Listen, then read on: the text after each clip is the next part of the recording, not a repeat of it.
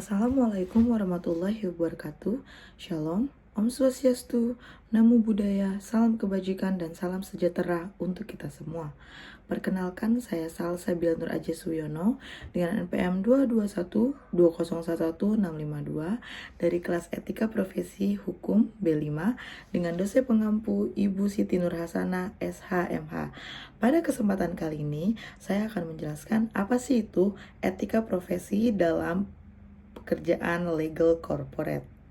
Sebelum memasuki materi, apa itu etika profesi dalam profesi legal corporate? Sebelumnya saya akan menjelaskan definisi dari legal corporate itu sendiri.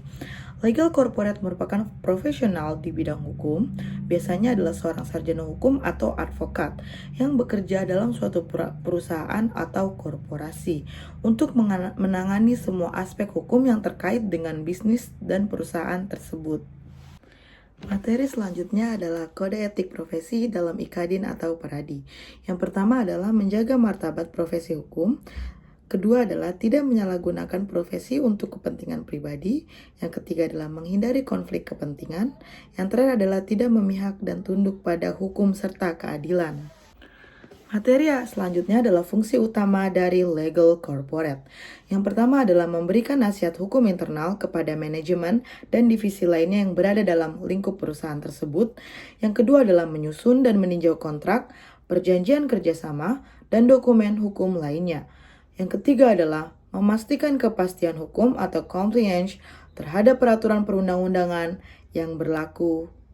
Yang keempat adalah mewakili perusahaan dalam urusan hukum dengan pihak eksternal, seperti pengacara, notaris, regulator, dan lain-lain. Yang terakhir adalah mengelola resiko hukum dan litigasi, termasuk di dalamnya adalah sengketa dengan pihak ketiga. Dalam hal ini, legal corporate berwenang untuk menjadi jembatan antara perusahaan dan pihak ketiga tersebut.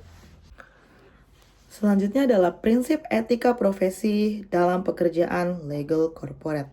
Yang pertama adalah berintegritas, seperti jujur dan tidak memanipulasi informasi yang didapatkan atau diketahui. Yang kedua adalah bersifat kerahasiaan dengan menjaga informasi tersebut dari internal dan klien. Yang ketiga adalah kompetensi untuk memberikan nasihat berdasarkan pengetahuan hukum terkini. Yang keempat adalah objektivitas, netral, dan tidak memihak kepentingan pribadi atau kelompoknya. Yang terakhir adalah tanggung jawab sosial untuk memperhatikan dampak keputusan hukum terhadap publik. Dalam hal ini adalah publik yang dimaksud adalah di dalam perusahaan. Selanjutnya adalah apa sih tantangan etika dalam legal corporate? Yang pertama adalah tekanan dari manajemen. Tuntutan untuk keputusan yang cepat dan tanggap serta menguntungkan. Yang kedua adalah konflik kepentingan antara tugas hukum dan strategi bisnis perusahaan. Yang ketiga adalah korupsi dan gratifikasi. Resiko dalam interaksi dengan pihak eksternal dengan internal. Lalu yang terakhir adalah insider trading atau penyalahgunaan informasi internal perusahaan guna kepentingan pribadi atau kelompoknya. Simpulan dari materi hari ini yang saya jelaskan adalah pertama, etika profesi adalah fondasi dari kredibilitas legal corporate suatu perusahaan. Kedua adalah komitmen terhadap etika hukum guna meningkatkan reputasi dan keberlanjutan dari perusahaan tersebut. Yang terakhir adalah legal corporate harus menjadi pelindung nilai integritas dalam setiap keputusan bisnis dalam perusahaan.